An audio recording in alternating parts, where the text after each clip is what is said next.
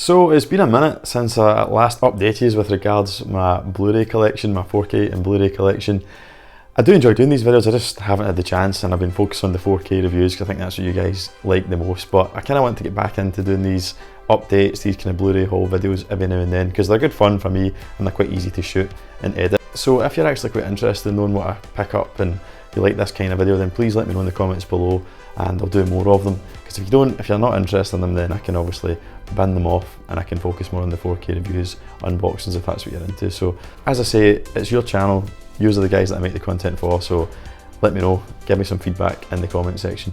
So I've got 15 titles to cover today, but first and foremost, I've got 2 subscriber mails that I received over the last month. I'm super chuffed. As I say, on the subscriber front, I've actually just hit a milestone of 500, and we're starting to get a little bit of community behind it. 500 also unlocks the community tab, so it means I can post kind of like Facebook or Instagram like posts on YouTube to keep these more updated without having to rely on my Facebook page and my Instagram page if you're following that already. But yeah, it's a cracking milestone for the channel, and it means I can now, get more feedback, have more contact with you directly in between videos. So that's awesome. You can expect to see posts coming from me in the near future. But yeah, it's brilliant to get a subscriber mail. I really appreciate it. As I say, I didn't create the channel to get things for free or anything like that. I created it just to share my passion and kind of spread the word of physical media and just ultimately to have fun. But yeah, getting something back is really rewarding, and it does encourage me to kind of continue on and grow the channel. But I've talked for long enough, so without further ado, let's get into this whole video.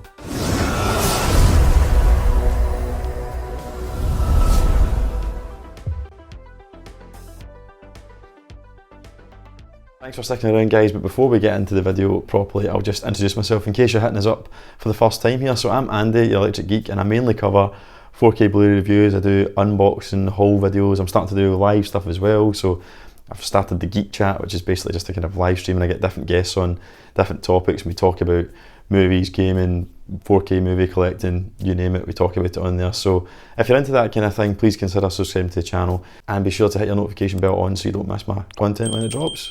But first up, let's get in about the subscriber mail. So I'll just do them in order I received them. So first up was something that I got from a subscriber called Paul Johnson. Paul and I have a good bit of chat in the comments over the last few videos, and he's became a really good valued subscriber to the channel. He's always in the comments, and the likes and stuff really help promote the videos and push them on to find more viewers, which ultimately get me subscribers and ultimately help me grow the channel. So Paul, thanks very much so far for everything you've done, regardless of your subscriber mail. But yeah, Paul reached out after watching my video with regards the In Search of Tomorrow Blu-ray review, and he mentioned on it about The Abyss, and he was kind of shocked that I hadn't seen The Abyss, because I see that in the video and I have been meaning to see it. So he very kindly got in touch and he explained to me that he'd actually managed to source like a kind of amateur enthusiast HD upscale of The Abyss, because The Abyss, like a lot of James Cameron movies, True Lies, whatnot, Avatar even, haven't even had Blu-rays, never mind 4Ks. Avatar's had a Blu-ray, but True Lies and The Abyss, notably, famously, haven't even had Blu-rays, so all you can get them on just now is DVD. So when Paul got in touch and he had this kind of bootleg, if you like, HD version of The Abyss, I was pretty intrigued, and he very kindly offered to burn it to a Blu-ray and send it to me. So that's what he did. So Paul sent me this. See it, The Abyss Special Edition. Hope it plays okay, Paul. So he sent me it on a Blu-ray and I stuck it on, and you'll maybe see on the screen just now if I've put the pictures up. It looked absolutely fantastic. Like if I hadn't known any better, if I just walked into the room and it had been on, I'd have been convinced that it came out in Blu-ray, because whoever's responsible for making this HD version of it's done a really good job, and I really enjoyed the film. It's fantastic. It's definitely underrated. It wasn't quite what I expected. It's got a bit of everything in there. It's definitely got a sci-fi element. It's more towards the end, but it's a bit of a kind of thriller. It's like a kind of submarine thriller almost, but it's the way it's put together, the way it's filmed. I think it was filmed in a massive outdoor tank. I can't remember what it was used for. I think it might have been something to do with nuclear power, but it was filmed in this big tank, and they put a big sheet over it so that it was completely dark, like it would be at the bottom of the ocean, and the film was all the better for it. You can tell it's not just done in a studio, it's been created really faithfully, and I think it's quite famous for being a difficult shoot and quite a dangerous one at that. But yeah, you've got to watch The Abyss if you haven't seen it. But yeah, just a shout out to Paul. Paul, I really enjoyed watching this for the first time in HD. I don't normally support kind of bootleg or whatever, but given that they haven't given us it in Blu-ray, then I can totally understand why people maybe like yourself would source it that way, and I've got no dramas watching it because it has taken them far too long to come to DVD. But I'm going to get it in DVD because I want to watch the special features, so I'm going to get one on eBay or something. But I would definitely get this on 4K or Blu-ray when it comes out. This will lend itself really nicely to HDR, so he needs to get his finger out his arse, Cameron, once he's got these avatars done, and get the Abyss on 4K. But yeah, Paul, thanks very much. Really appreciate that. Next subscriber mail is from my good friend and colleague, and of course subscriber to the channel, Richie Jones. Now, Richie Jones is a good mate of mine. I work with him quite regular, and since I kind of started the channel, we've kind of shared our love of movies and stuff.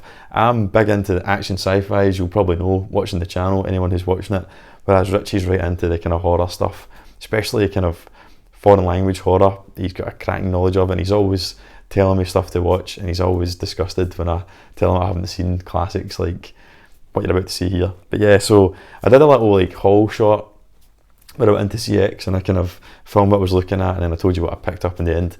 And I picked up what I'm about to show you, and Richie was absolutely disgusted that I didn't actually buy it, and he's hammered on at me ever since to get it. So he wasn't content with that. Eventually he just went and got it for me, and said, no, you need to watch it, I need to write this. So Richie very kindly got me a steelbook edition of Demons 1 and Demons 2.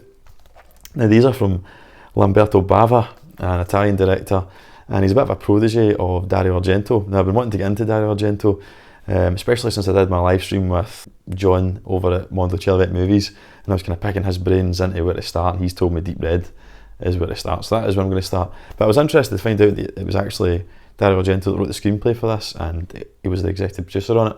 But yeah, Demons is a kind of classic 80s Italian horror film, really popular in video stores back in the day. I think you would find VHS copies of this pretty much in every video store going. I've not had a chance to watch it yet, Richie, sadly, but I'm going to watch it. I'm on annual leave now for 2 weeks, and I'm definitely going to watch it. Probably do it as like a double bill.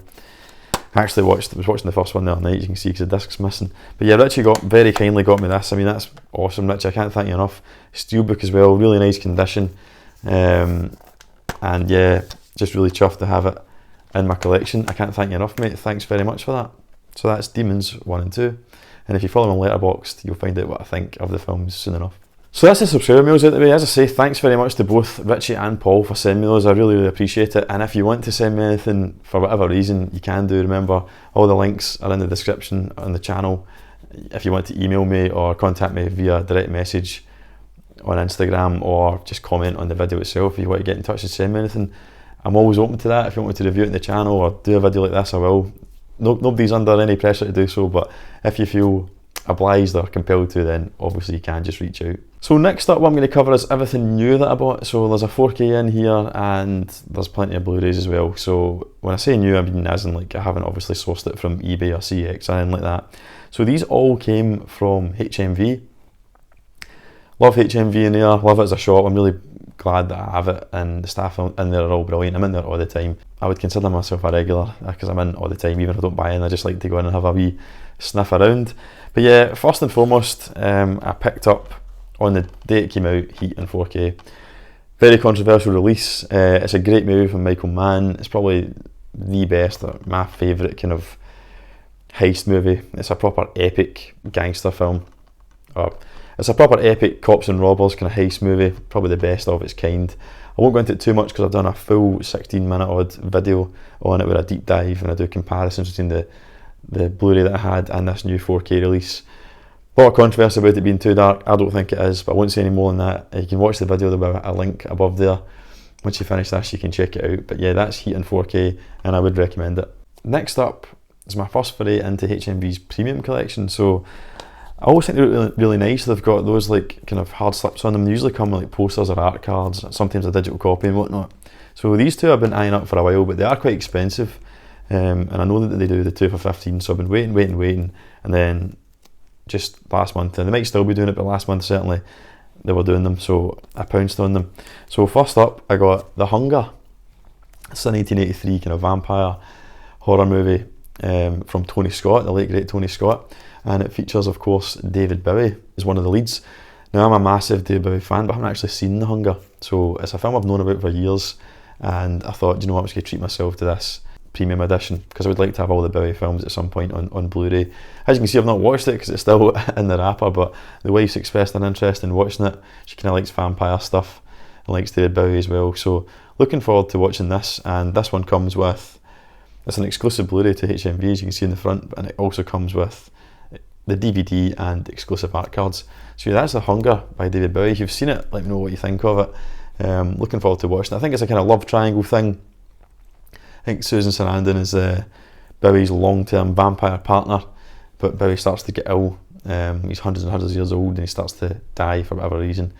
And I think they try and enlist the help of this other woman, but I think Susan Sarandon starts to kind of fall for her and then thinks about, maybe I could just turn her into a vampire and just kind of live on without old David Bowie. So I think that's the kind of plot, so I'm looking forward to watching it. But yeah, you can let me know what you think of it if you've seen it. So it was a 2 for 15, as I say, and the next one I got was this absolute piece of cheese. So it was The Phantom with Billy Zane. Now I seen this in the cinema in the famous Aerodine when it came out in 1996.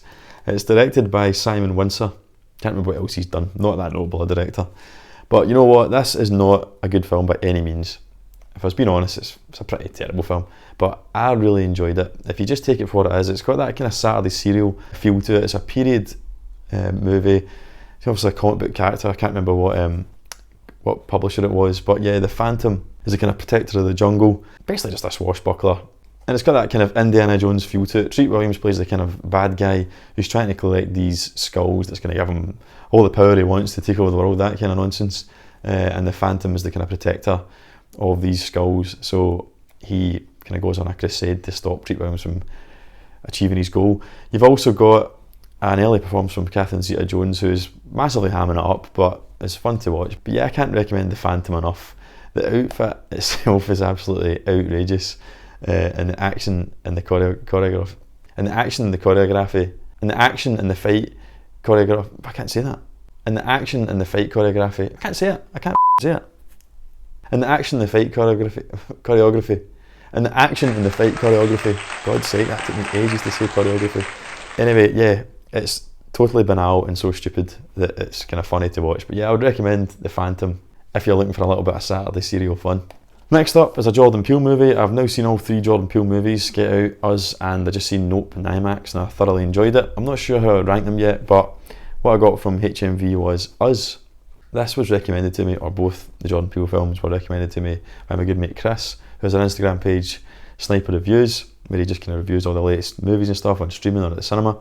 And he's pretty good at it, it's worth checking him out. I'll put a wee link for him down in the description. But yeah, he told me you need to get watching Get Out and Us so we can go and see Nope in IMAX. I've avoided them because I'm not big on horrors and I thought these would be a bit jump scary, which I suppose they do have the odd one. But they're not that bad. If I can get through them, so can anyone. So if you're a bit scared of horrors, please don't let that put you off, because you're missing cracking films here. I'm not sure which one I enjoyed most. I think I gave this 4.5 on Letterboxd and Get Out 5. Maybe that's just because it was the first Jordan Peele experience and I really did enjoy Get Out. But the more I think about this, I think this one has more to it, more layers, and it's just as interesting a premise as Get Out. I don't think I actually enjoyed Nope as much as these two. I think Nope's really good. I'd probably give it 4 out of 5, and it's obviously got a much bigger scale and it's in an IMAX. It was fantastic and it's original as well. But yeah, Us is about basically this black family in America who end up coming across the doppelgangers of themselves, so exact replicas if you like of them, but they're obviously a bit kind of zombie-like and creepy, and they have a bit of an ulterior motive, and it all gets very violent very soon. But there's a backstory and there's a bit of a mystery to one of the central characters, which kind of gets unravelled and revealed as the film gets on. But yeah, I don't want to say too much because it will spoil it. There's a lot of subtext. I think Jordan Peele's big on that, and he's just such a cracking director. He tailors everything so well. He teases a lot of things early on, and he just seems to wrap them all up nicely towards the end. So they're the type of films that it's worth watching again, because you'll pick up on little things that maybe you missed the first time, and it'll give you an even better appreciation. But yeah, can't recommend Us enough. Got this for like £4.50 in HMV on sale, brand new. So a little bit of damage to the slipcover, the way they stickered it, but otherwise immaculate, and really like that work on Us. But yeah, really good movie. And another blind buy such, because I'm a big Tom Cruise fan and this is one of the few films I haven't seen, albeit it does have a small part in it, was Francis Ford Coppola's The Outsiders. Now I know this has got a 4K that came out at the same time as this Blu-ray. As you'll see there, it's a brand new restoration. So I think this will be the 4K remaster that's on this Blu-ray. And for a film that came out in the early 80s, it's very, very pleasing to watch. I'd never seen it before. It has 2 cuts. So this is the complete novel version. So this was based on a book. And if you weren't already aware, basically this was petitioned by a school in America, like kids of a secondary school, high school.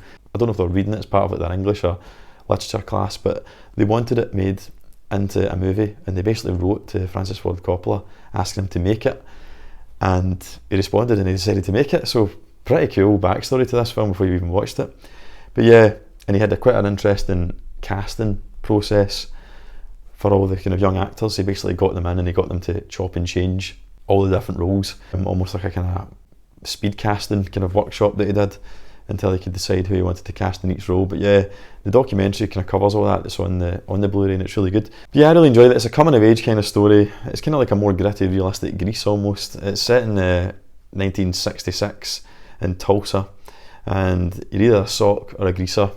The socks are the kind of privileged kids who are pretty nasty pieces of work, but they come from kind of privileged families, and the greasers, who are kind of like the T-birds from Greece, the kind of like delinquents, you know, the ones from the broken families, the ones that don't have any money, living in the kind of shittier parts of Tulsa, and they obviously have kind of running battles all the time. So yeah, it follows C. Thomas Howell and Ralph Macchio. They're the kind of 2 main characters. It's got a cracking cast of all the kind of big stars from the 80s, or certainly people that go on to be big stars. Diane Lane, Rob Lowe, Patrick Swayze, Matt Dillon, Emilio Estevez, Tom Cruise, you know, loads of people in there, so it's really worth watching. Cracking performance from Ralph Macchio actually. But yeah, those 2 boys end up going on the run after, not to spoil it, but after they get into an altercation with the Sox, and they end up defending themselves, and one ends up getting killed. So they then kind of go on the run, obviously scared of the repercussions, and it kind of develops from there. But yeah, really worth watching.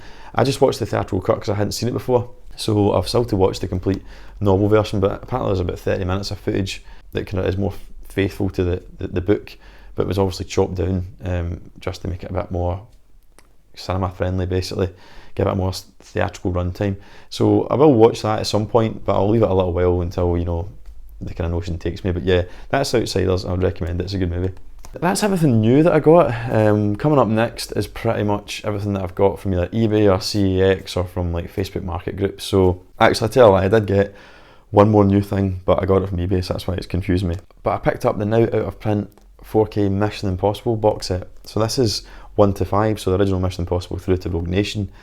The reason it's out of print is because obviously we've now got a box set with Fallout in there as well. But I already had Fallout as a standalone 4K, and the new box set, it sits around like 70 quid, and that was just too much for me when I'm just upgrading from the Blu-rays.